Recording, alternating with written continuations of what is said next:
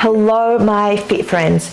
In this video, I'm going to share with you 5 of the biggest fat loss mistakes to avoid. These are not your typical mistake. As a fitness coach, I often see this mistake made, and I've certainly made these mistakes in my early stages of my fitness journey. You are probably doing everything correct, following your protocols to achieve your fat loss, but you're probably wondering why you're not able to sustain it and keep it long term. If you are new to my channel, my name is Ella and I am a certified fitness coach. I have been in the fitness space for the past 8 years. In my earlier stages of my fitness journey, I have developed a poor relationship with food. I have experienced the vicious binge restrict cycle. I certainly do not want anyone to go through the pain that I went through. I will also share with you the approach that in order to help me and plenty of other women that I had the privilege to help achieve their fat loss goals in a sustainable and healthy way. So let's get straight into the first one, which is about nutrition. When it comes to fat loss, we need to be in a calorie deficit, eating less than you expend in order to achieve fat loss. The mistake that people make is drastically cut their calories, that you want to be eating as many calories as you possibly can while being in a calorie deficit. When people enter a fat loss phase, they immediately want to go down to the 1600 calorie mark. Their average maintenance calorie would be about the 2400 or 2200 mark. When people enter a fat loss phase, they immediately think that they will go straight down to the 1600 mark from the get-go. That is a drastic cut from their average. You will definitely see results in the first couple of weeks. What happens is that your body will adapt to the calories. You will see a drop in the scale weight and see fat loss happening because you've basically gone from your maintenance all the way down to 1600 calories. Your body will adapt to it. Then you'd have to take your calories lower to the 1400 mark, or you'd have to be doing more cardio or more steps. In the long term, that isn't sustainable. Instead, let's gradually drop that calories to the 2000 mark from the 2200. Stay there for 2 weeks. Within the 2 to 3 weeks, take progress photos. Note of how you feel. Find your baseline. That is a small drop. Rather than dropping from 2200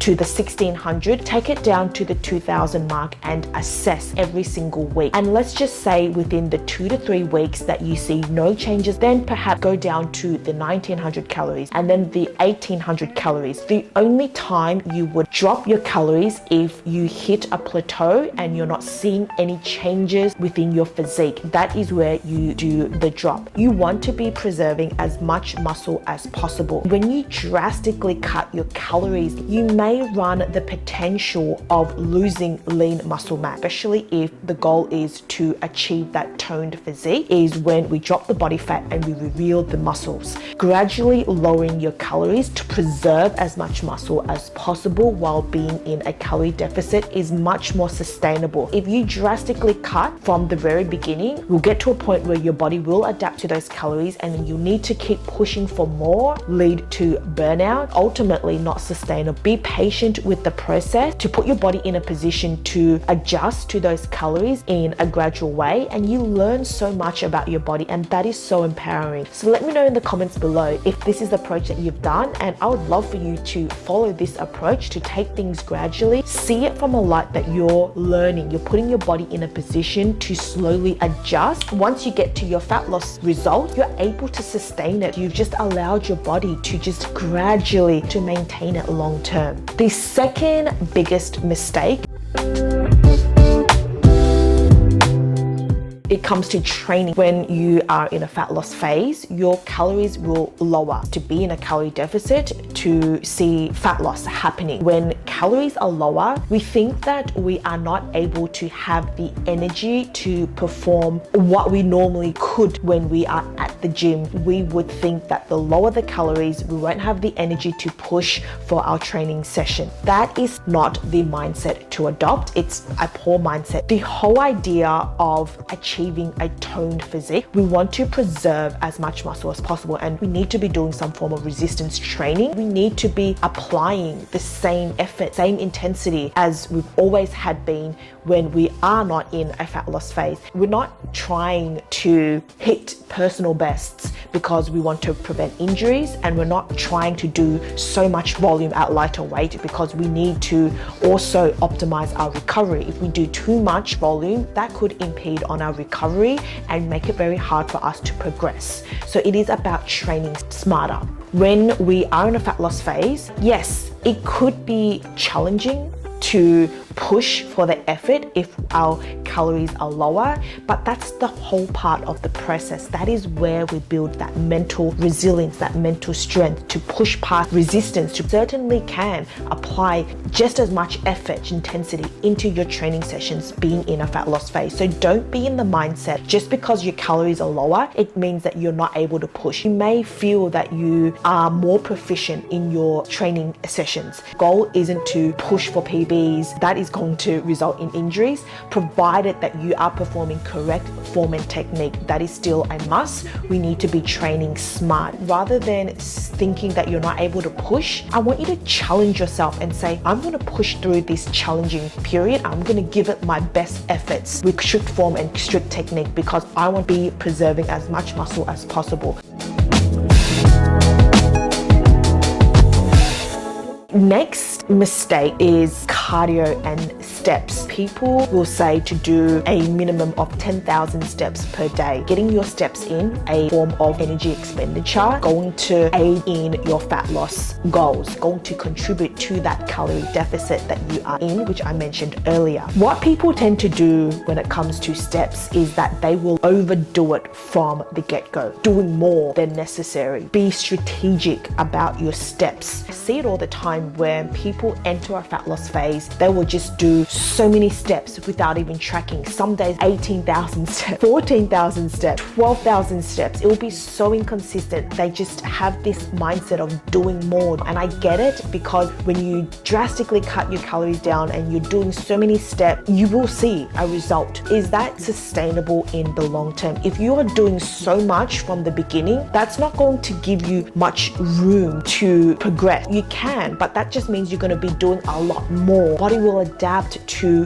what stimulus that you're applying. You're going to have to keep leveling up. The volume can lead to burnout. I recommend, let's just say your average step was at 8,000 before you enter a fat loss phase. Start with 10,000 for the first at least 2 to 3 weeks. Then increase it by an extra 2,000. So from 10,000 to 12,000. And then the following 2 to 3 weeks, you could do the 12,000 and then the 14,000. So you would see that there is that incremental increase. This way, you are allowing your body to adapt to the small adjustments each time, rather than just going from an 8,000 step to a 14,000 step. That is a huge jump. And what are you going to do after that? Especially if you've just started your fat loss phase, then you'd have to keep on increasing it. And it's going to get to a point you're just doing so much, could lead to burnout. I would rather you get to your results sustainably so you could keep it long term. If you just drastically do things, you get there, body will just come back to square one, and then you're just in this cycle of drastically doing things, and then it's going to be longer in the long term, allowing your body to adapt and then sustain this for longer term. The same goes with cardio. Is not necessary for fat loss. You could get more steps in. Same thing, we want to strategically, gradually increase the volume. Start off with 2 sessions of low intensity running on the treadmill or doing the bicycle for 20 minutes of low intensity 2 times per week. Then the following 2 weeks, you could increase it to 3 times per week. The following week, you could increase it to 4 times per week, or you could keep with the frequency and just increase the duration. I do have a 8-week guide that goes more into depth how to strategically increase your steps, so that way you're able to sustain your fat loss result in the longer term. Check it out in the description box below. Everything that I've mentioned ties together in this mistake. People will put all their eggs in the one basket. They will drastically cut their calories from the 2,000, and they don't even realize this. The calories down from the average of 2,200 to the 1600 mark. And then on top of that, they will do more steps, more cardio. If you are doing too much too soon, it's not sustainable in the long term. And second of all, and most important, is that we want to be preserving as much muscle as possible, because when you put your body in that position of doing too much too soon, you do run the risk of losing lean muscle mass, and that is not what we want. We want to be preserving as much muscle as we can to reveal the toned physique that we've worked so hard for. My recommendation is to start off with your energy expenditure. You need to be doing strength training to preserve your muscles. Keep that consistent of 4 times per week. Train with intention. Start off with 8,000. After the 2 to 3 weeks, we want to be realistic at the same time. 12,000 steps throughout your day. And you then could add in cardio. This is my approach. I certainly don't have a lot of hours in my day. I will add cardio. Let's just say the first couple of weeks you start off with 2 times just 20 minutes. The following 2 weeks you could increase that. You would only increase your expenditure if you see no progress, if your body hits a plateau. That is the only time you would increase your energy expenditure. If you've exhausted the energy expenditure, then you look at lowering your calories from the 2000 mark to the 1800 mark for 2 to 3 weeks. Always assess your progress. You will want to weigh yourself at least 3 times per week to get that average. The scale weight doesn't tell the whole picture. Other forms of measure is girth measurements using a measuring tape and seeing if your numbers have decreased, especially around the waist. A powerful one is photos. Progress photos are amazing. Another way is just to see if your clothes fit better.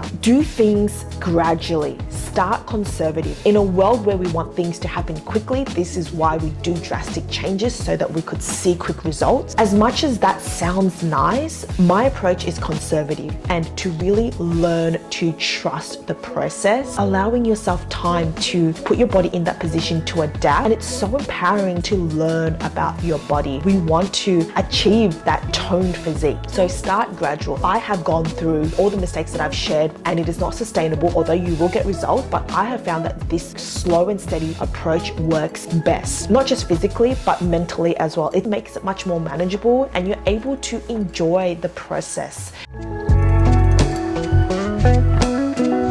Often what gets overlooked is rest and recovery, and that is done through getting optimal sleep. Everyone knows this, that sleep is important. Sleep is where all the magic happens. Body will metabolize and digest the food. It is where your muscles recover. And if you are getting poor sleep, not enough quality and quantity, your muscles aren't fully recovered. You are going to run the risk of injury. We want to fully recover your muscles so that you can go at it again in your next training session and give your best effort.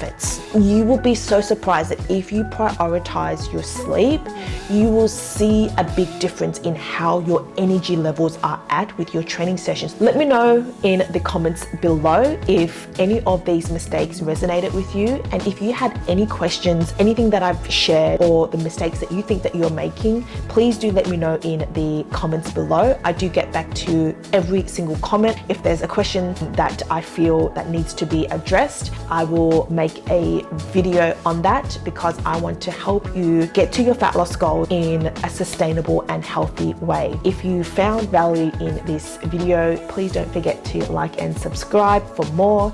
And I just want to remind you that your mind is your most powerful asset, and that you could achieve anything that you put your mind to. Be sure to watch this video next, where I share my top fat loss tips that actually work, and I will see you in the next one.